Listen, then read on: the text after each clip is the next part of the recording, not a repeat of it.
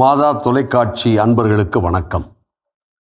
இறை இயேசுவின் இதயத்திற்கு நெருக்கமான அன்பு சகோதரிகளே, சகோதரர்களே, அன்னையின் அன்பு பக்தர்களே, இன்றைய நற்செய்தி நமக்கு இலக்கை குறித்து சிந்திக்க அழைக்கிறது.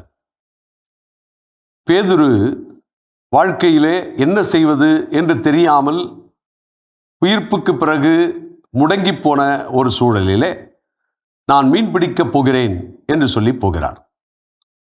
உடனே அடுத்தவளும் நாங்களும் மீன் பிடிக்க வருகிறோம் என்று சொல்லி செல்கிறார்கள். இது முதலிலே நாம் பார்க்கின்ற ஒரு பார்வை. இரண்டாவது, அவர்களுக்கு மீன் கிடைக்கவில்லை.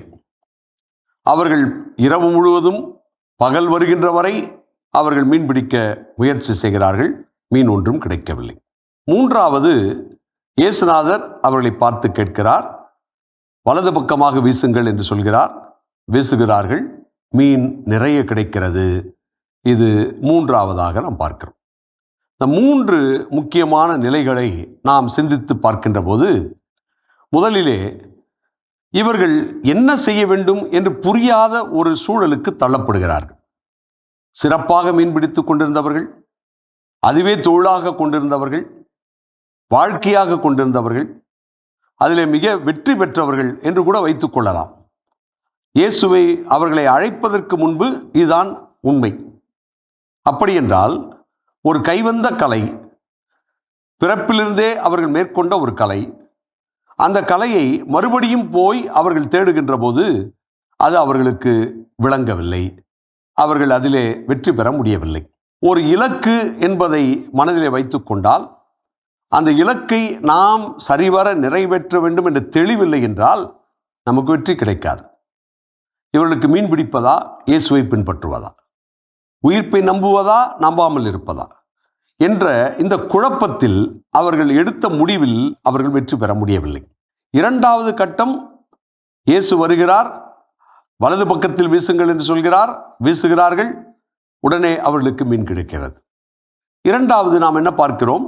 ஒரு தெளிவு யாரோ கொடுக்கின்ற போது, நம்பிக்கை கொடுக்கின்ற போது, இதுதான் சரியான இலக்கு என்று சொல்கின்ற போது அதிலே வெற்றி கிடைக்கிறது.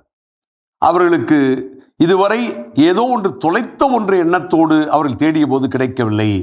இதுதான் இலக்கு என்று தேடிய போது எக்கச்சக்கமான மீன்பாடு கிடைத்ததாக நாம் புரிகிறோம். ஆக இலக்கு என்பது தெளிவாகின்ற போது அதிலே வெற்றி கிடைப்பதை நாம் பார்க்கிறோம். மூன்றாவது, இயேசுநாதர் அவர்களை அழைக்கிறார், உணவருந்து அழைக்கிறார். அந்த உணவருந்து அழைத்ததோடு மட்டுமல்லாமல் மூன்றாவது முறை அவர்களுக்கு தோன்றினார் என்று விவிலியம் சுட்டிக்காட்டுகிறது. இயேசுனுடைய விடாமுயற்சி, இவர்களை மறுபடியும் இலக்கு கொண்டு வர வேண்டும் என்கின்ற எண்ணம், அவர்களை மறுபடியும் இந்த பணிக்கு அழைக்கின்ற அழைப்பு, இது அவர்களுக்கு மாற்றத்தை கொண்டு வருகிறது.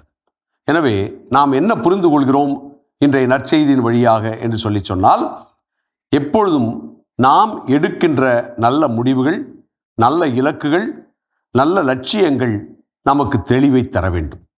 அதிலே குழப்பம் இருக்கின்ற போது நாம் வெற்றி பெற முடியாது.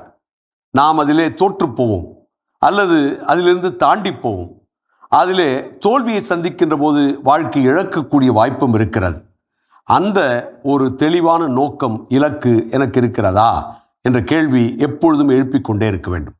அதே நேரம் இந்த இலக்கை அடைவது நான் மட்டும் அல்ல, எப்படி சீடர்கள் நாங்களும் வருகிறோம் என்று சொல்லி சொன்னார்களோ அதுபோல ஒருவேளை இது மிக குறிப்பாக ஒன்றாக இணைந்து பணியாற்றுவதற்கான ஒரு அழைப்பாகவும் இருக்கலாம்.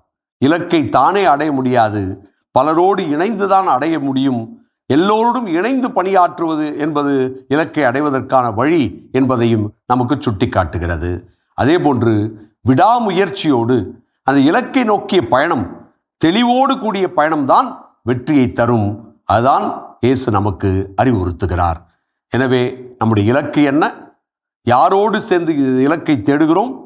எவ்வளவு விடாமுயற்சியோடு தேடுகிறோம் என்பதற்கான உதாரணமாக இந்த நற்செய்தி விளங்குகிறது. முயற்சி செய்வோம். ஆமென். இயேசுவுக்கே புகழ், இயேசுவுக்கே நன்றி. மரியே வாழ்க.